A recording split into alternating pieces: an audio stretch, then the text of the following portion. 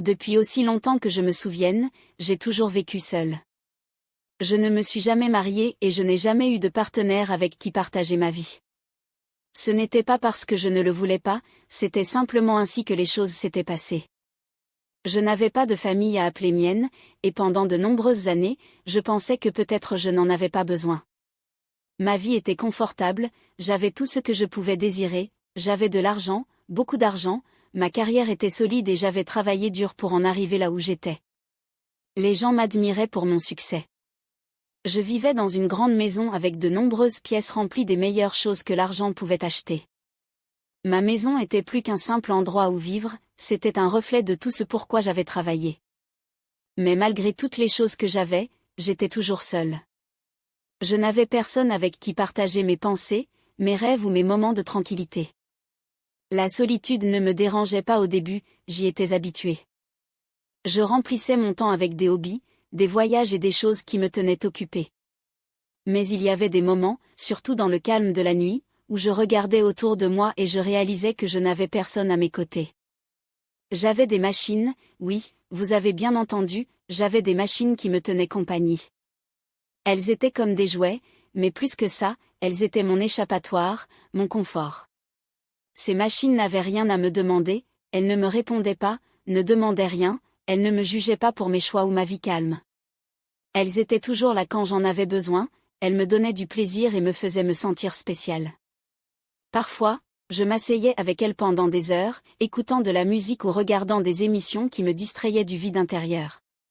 Ce n'était pas une solution parfaite, mais ça fonctionnait, j'étais d'accord avec ça. Je ne pensais pas beaucoup au fait que j'étais seule. J'avais mes jouets, mes machines, mon argent et ma carrière, que pourrait-on vouloir de plus, n'est-ce pas? Mais au fond de moi, une petite partie de moi se demandait ce que ce serait d'avoir quelqu'un dans ma vie, quelqu'un avec qui partager mes succès, quelqu'un qui prenne soin de moi, quelqu'un qui m'aime. Pourtant, les années passaient et je m'habituais à ma vie solitaire. Je pensais que je n'aurais jamais besoin de quoi que ce soit d'autre que ce que j'avais déjà. Mais parfois, juste par moments, je ne pouvais m'empêcher de me demander s'il y avait quelque chose de plus pour moi, quelque chose que j'avais manqué tout ce temps. J'avais fini par apprécier mon existence solitaire, mais de temps en temps, je pensais à ce que j'avais raté, à ce que ce serait de se sentir désiré, aimé ou recherché. Après tout, je ne devenais pas plus jeune.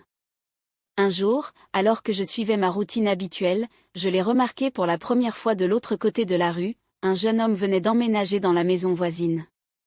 Il n'avait pas plus de 20 ans, c'était vraiment un garçon, mais il y avait quelque chose en lui qui attirait mon attention. Son nom, j'ai appris plus tard, était Alex. Il était grand, bien plus grand que la plupart des jeunes hommes, avec de larges épaules qui semblaient promettre de la force. Sa démarche avait un air confiant, comme s'il savait exactement où il allait. Mais ce n'était pas seulement son apparence qui ressortait, c'était sa façon de se comporter. Il avait une aisance naturelle, une manière calme mais confiante d'interagir avec les gens autour de lui. Quand il souriait, c'était comme si toute la rue s'illuminait. Il avait cette énergie juvénile contagieuse et son rire, oh, son rire, il était irrésistible. On ne pouvait s'empêcher de sourire quand on l'entendait. Il y avait quelque chose en lui qui m'intriguait. Peut-être était-ce son attitude insouciante ou peut-être la façon dont les gens semblaient attirés par lui sans même essayer. Il n'avait même pas besoin de beaucoup parler, les gens aimaient simplement être autour de lui. Je pouvais voir qu'il avait un charme spécial, quelque chose qui le distinguait de tout le monde. Je n'étais pas habituée à cette énergie-là, mais ce qui m'a frappé le plus, c'était sa jeunesse, tellement jeune, presque un enfant comparé à moi. Et pourtant, il y avait quelque chose dans la façon dont il regardait le monde qui réveillait quelque chose en moi, quelque chose de profond.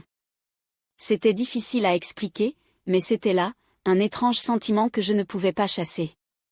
Ce n'était pas seulement son apparence ou son charme, non, c'était autre chose, quelque chose en lui qui me rendait curieuse. Je me disais que ce n'était qu'une pensée passagère, après tout, qu'est-ce qu'un jeune homme comme lui pourrait bien avoir en commun avec quelqu'un comme moi? J'ai essayé de chasser cette pensée, pensant qu'elle s'estomperait, mais elle est restée, elle persistait, silencieuse, grandissant dans l'arrière-plan de mon esprit. Je n'arrivais pas à arrêter de penser à lui. Je n'avais jamais imaginé que quelque chose comme ça pourrait arriver, mais un soir, j'ai fait quelque chose d'inattendu, j'ai invité Alex à venir prendre un verre. Au début, cela semblait anodin, juste une invitation informelle, une occasion de mieux connaître le nouveau voisin. Quel mal cela pourrait-il faire, me suis-je dit. Ce n'était rien de plus qu'une conversation amicale après tout. Il n'était qu'un jeune homme et j'étais bien plus âgée, expérimentée et complètement maîtresse de ma vie. Lorsqu'Alex entra dans ma maison, j'ai remarqué comment ses yeux se promenaient autour de lui, scrutant chaque recoin de la pièce. C'était comme s'il voyait tout pour la première fois et il y avait une étincelle de curiosité dans son regard. Je ne pouvais m'empêcher de ressentir un peu d'amusement face à cela. J'avais fini par m'habituer à mon environnement, mais pour lui, tout devait être nouveau et excitant. Nous avons commencé à parler presque immédiatement et la conversation se déroulait sans effort. C'était comme si nous nous connaissions depuis des années, même si c'était la première fois que nous passions réellement du temps ensemble. Nous avons échangé des histoires sur nos vies, partagé des bribes de qui nous étions. En l'écoutant, j'ai été surprise de la facilité avec laquelle il était possible de me connecter avec lui. Ses paroles étaient fraîches, pleines de vie, sans les barrières qui surgissent souvent dans les conversations entre adultes. Quand je lui ai dit que je n'avais jamais été mariée, ses yeux se sont légèrement écarquillés. Il semblait surpris, comme s'il s'attendait à autre chose. « Tu n'as jamais été mariée ?» a-t-il demandé, sincèrement étonné. « Pourquoi ?» J'ai souri doucement en haussant les épaules. « J'ai choisi de rester célibataire, ai-je dit, ma voix calme mais ferme. Ça a été mieux ainsi pour moi. » Il y a eu un moment de silence entre nous et j'ai ressenti le poids de ses pensées. Il m'a observé un instant, son expression changeant alors qu'il digérait ce que j'avais dit. Je pouvais voir qu'il ne s'attendait pas à cette réponse, mais à ma grande surprise, il n'y avait aucun jugement dans son regard, seulement de la curiosité et un esprit ouvert. Plutôt que de se retirer, sa posture s'est détendue et il s'est un peu penché en avant, comme s'il était pressé d'en savoir plus. Il semblait fasciné par mon choix, par la façon dont j'avais vécu ma vie. Son énergie juvénile, si pleine de vie et de vitalité, il était différent de tous ceux que j'avais rencontrés. Il y avait une énergie particulière en lui, une vivacité juvénile qui remplissait la pièce. Il n'était pas comme les gens avec qui je passais d'habitude du temps. Non, il était vivant d'une manière que je n'avais pas ressentie depuis des années. Sa présence rendait mon monde bien ordonné et prévisible chaotique, mais d'une manière merveilleuse. Pour une fois, j'avais l'impression de ne pas être en contrôle et étrangement, cela ne me dérangeait pas. La conversation coulait facilement, presque sans effort. Nous avons parlé de tout et de rien, la vie, les rêves, les regrets et les désirs. Au fur et à mesure que la nuit avançait, je me suis retrouvée à me pencher un peu plus près de lui, attirée par lui d'une manière que je ne pouvais pas expliquer. J'écoutais attentivement chaque mot qu'il disait et je pouvais sentir la tension croître entre nous. Ses yeux tenaient les miens plus longtemps que nécessaire et lorsqu'il parlait, sa voix avait une certaine chaleur, une douceur qui me fit frissonner. Étrangement, à un moment donné, la conversation changea. Elle ne parlait plus simplement de choses amicales, elle devenait autre chose, quelque chose de plus profond, quelque chose de plus électrique. Je pouvais sentir son toucher durer un peu plus longtemps que nécessaire, et ses mots, bien que toujours décontractés, portaient désormais une charge qu'ils n'avaient pas avant. Il y avait une étincelle entre nous, indéniable et réelle. Lorsque la nuit se termina, quelque chose avait définitivement changé. C'était comme si l'air entre nous avait changé, lourd de pensées et de désirs non dits. Je pouvais sentir qu'il était intrigué par moi tout comme j'étais fascinée par lui. J'avais voulu rester en contrôle, garder mes distances, mais à ce moment-là, j'ai réalisé que je ne le voulais pas. Je le voulais, pas seulement de la manière dont on veut quelqu'un de nouveau dans sa vie, mais de manière plus profonde, plus urgente. Plus que ça, je voulais vivre quelque chose de nouveau, quelque chose que j'éteignais depuis si longtemps. Les jours qui suivirent furent flous, je ne savais pas quoi penser. Alex venait de plus en plus souvent, ses visites devenant fréquentes et chaque fois qu'il partait, je me retrouvais à le désirer davantage. La tension entre nous était palpable. J'ai commencé à avoir envie de sa jeunesse, de son énergie, de la façon dont il me faisait me sentir vivante d'une manière que je n'avais pas ressentie depuis des années. Nous passions des heures à parler, parfois de choses simples, d'autres fois de sujets plus profonds qui éveillaient quelque chose en nous deux. Certaines de nos conversations étaient innocentes, pleines de rire et de légèreté, mais d'autres, et bien d'autres, étaient imprégnées de quelque chose de plus. Il y avait une tension entre nous, un désir silencieux qui grandissait avec chaque mot, chaque regard. Il ne fallut pas longtemps avant que nous franchissions une ligne que je m'étais toujours promise de ne jamais franchir. Je n'aurais jamais franchi cette ligne, mais quand cela arriva, c'était comme la chose la plus naturelle au monde. Le premier baiser était différent de tout ce que j'avais vécu. Il m'embrassa avec une telle faim, comme s'il éveillait quelque chose en moi, quelque chose que je n'avais pas su qu'il existait depuis des années. Ce n'était pas juste un baiser, c'était une connexion, une explosion de sentiments que je ne m'étais pas autorisée à ressentir depuis si longtemps. Et sans hésiter, je lui rendis son baiser, égalant son intensité, égalant la ferveur qui s'était construite entre nous. C'était comme si le monde autour de nous disparaissait et pour ce moment, il n'y avait plus que nous deux, perdus l'un dans l'autre. Une fois que nous avions franchi cette ligne, il n'y avait plus de retour en arrière. Tout avait changé, le moment que nous partagions était quelque chose que je n'avais jamais imaginé se produire. C'était interdit à bien des égards, quelque chose qui allait à l'encontre des normes que j'avais toujours suivies, mais quand cela arriva, je ne pouvais pas le nier. La connexion entre nous était indéniable. Ce n'était pas seulement bien que cette attirance fût forte, non, c'était quelque chose de plus profond, quelque chose qui allait au-delà du toucher ou du désir. C'était émotionnel, brut et tacite. À cet instant, je réalisais quelque chose qui me frappa plus fort que tout le reste. Je ne voulais pas seulement de lui, j'avais besoin de lui. Il y avait un désir en moi, quelque chose que je n'avais même pas reconnu avant ce moment-là. Ce n'était pas juste pour combler un vide ou échapper à la solitude. C'était quelque chose de plus profond, quelque chose qui me faisait me sentir entière d'une manière que je n'avais jamais ressentie auparavant. Il n'était pas juste un désir fugace, il était devenu une partie de moi, une présence que je ne pouvais ignorer.